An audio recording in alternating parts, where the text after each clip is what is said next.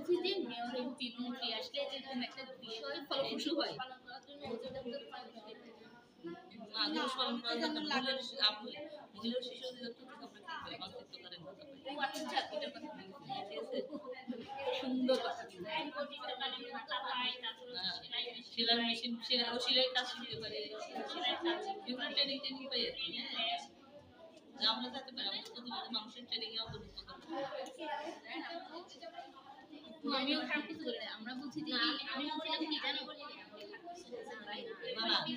খারাপ কিছু বলো না আমি কি বলছি জানো আমরা শিখতে আসছি হ্যাঁ আমরা শিখতে আসছি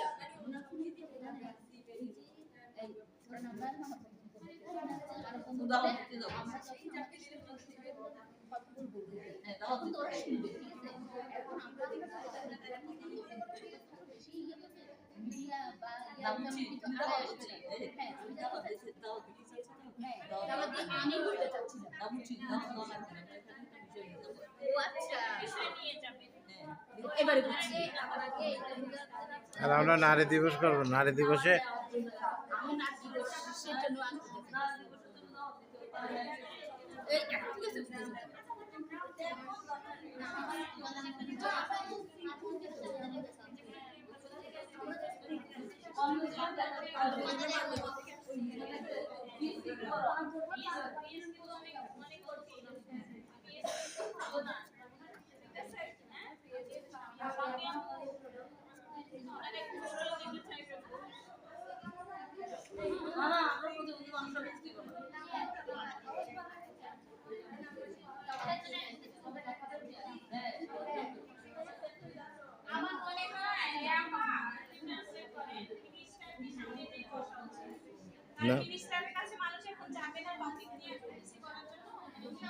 না